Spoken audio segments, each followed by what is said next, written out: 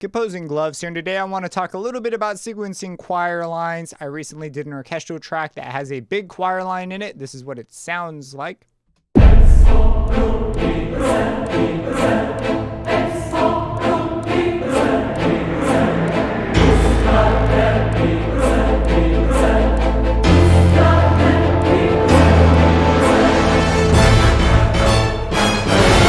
So there's a bunch of stuff that also continues on. You can go listen to the track. It's on my YouTube and also on my Audius if you're curious.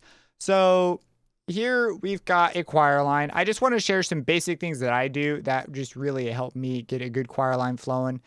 So first off, the library that you use. So if you are using a cheap library, you're just going to have a harder time. There's a bunch of really, really cheap choir libraries. There are some good, less expensive libraries. But you definitely, if you get one of the higher end libraries, your life's just going to be way, way, way better.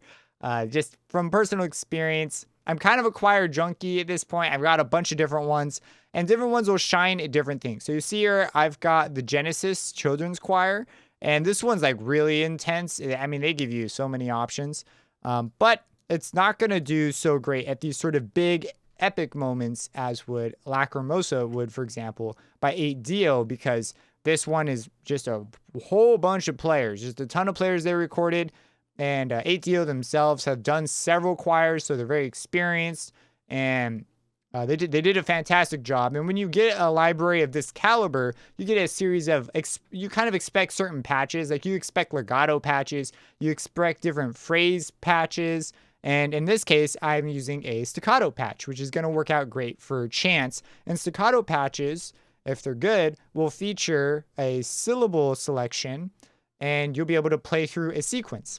So that's my spiel on libraries. There's a bunch of good ones. Just listen to the demos. The demos are usually pretty telling, and then go check out some reviews where the library is a bit more exposed. Let's just hear this. Let's also solo it here. All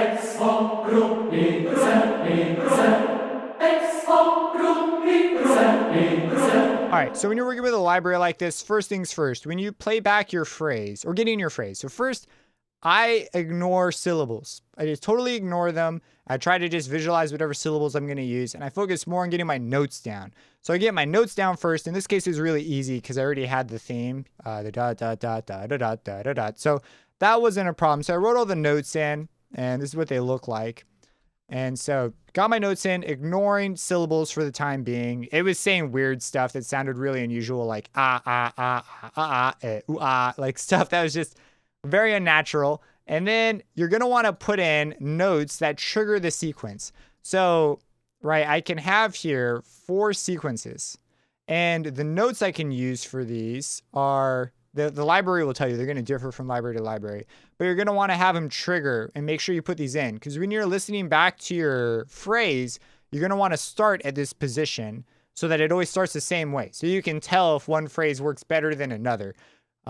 Sometimes it can be useful to not go back and listen from somewhere else because you'll hear a different combination, but then you've got to remember how it was set up so you can recreate it.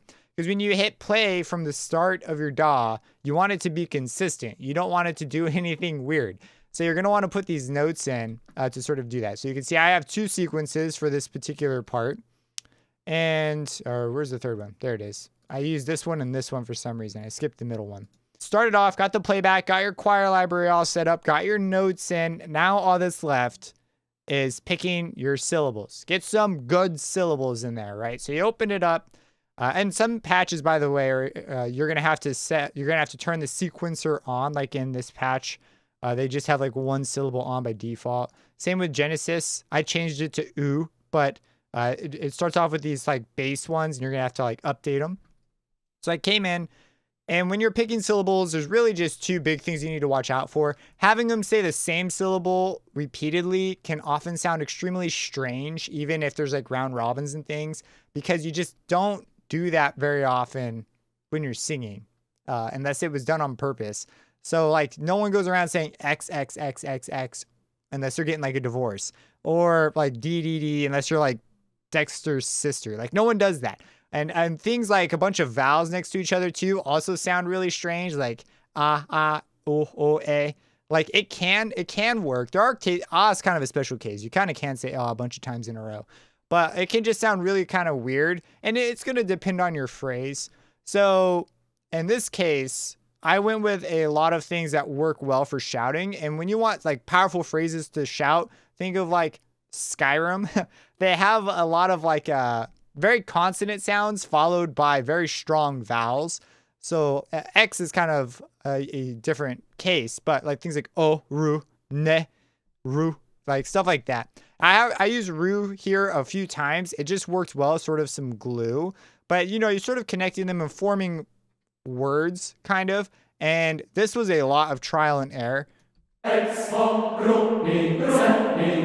Because some notes in your phrase are going to be higher or lower, obviously, and that's going to place different amounts of importance where they land in the phrase. And so those notes that are more important are generally going to have stronger phrases on them. And so the ru tend to fit, like, just listen to where it fits. It's a pushing position for me. I don't ever put it in a place that's prominent. It's always sitting in a spot to push into the next phrase. And it sounds like they're kind of repeating a word or something. So it just kind of works almost as a language. Like you just hear it and you're like, oh yeah, that could be a word. That sounds convincing. And that's kind of the approach I take when I'm doing most of my choir stuff when it comes to chants. So for chants and stuff, this works great. When I come over to the next phrase, for example, so I changed the first bit. So now it's like, oh, this part's different. And you're going to generally want to have a couple phrases lined up. Because if they're just repeating the same phrase, that can sound it just kind of sounds more fake. So even though you have an awesome library, it can just sound more fake just because things are repeating in a sort of mechanical way. But here, so we change up the beginning, but then we come back to the same phrase, which is musically what's happening. So it makes a lot of sense to do it that way, to have them say the same thing. It's like, oh yeah, this sounds more like a language. Another big thing when writing sequences like this is if you have other parts already written in, or if you don't, write them in and listen to it in the context of everything. Because there is going to be a transition in here that will bother you. It's just going to happen while you're writing it, and you're going to look for ways to sort of make it sound more natural and better. And by having the other elements in there, you're going to hear how it's going to sound in the mix and what's really actually going to come through. It's going to help you make way better decisions. It's like someone who's cooking and they're like making the rice like a main entree, and they're over here making the green beans like the same way. Like it'd be really strange. The meal won't be balanced. And when you put it together, it's just going to seem weird. Because the elements by themselves would be really good, but they don't mix that great. It's going to be kind of like that experience. So you're going to want to listen to it in context. And these libraries will often come with a mixer with mic positions. So you'll be able to understand a little bit better where you want it in the mix. You can make decisions about how you want to place it. And also you are often given expressions, control over the way velocity curves are handled, as well as the balances between male and female. Most of these libraries will have something like that. That can be extremely useful for getting the sound that you want. If they don't have this, usually you'll have like all male or all female patches to compensate for that. And the last thing, I guess, that I would pay attention to big time is if the library has really good velocity levels. So, right, you write down the velocities differently. That can help hugely. And it also can change the sample that it's using for a particular recording. So let's go back to this. So like if you had like one of these that was bothering me, one of the things I could do was come in here and you see how these sort of change as I go. And I could try, you know, altering the volume level of some of this. Now it sounds really soft here. There's ways to fix this, but sometimes it might be worth it if one recording works way better than another to come in, make it like softer, and then use a technique like some compression or just gain this particular sample up. And that might actually smooth out a phrase for that one sample that bothers you. Like 99% of it's great. That can often solve like a small issue as well. But anyways, that's my process with writing choir lines. It's really fun to do. It can take a while to get a good line, but once you have it, it's pretty dang cool to have something. You never had singers or recorded the singers, yet you have voices in your track. It is a cool feeling. And it's nice to, because some of these things are quite expensive, and it's nice to see them excel at what they were made to do. If you have any questions about this, feel free to let me know. Subscribe and hit that bell icon for future videos.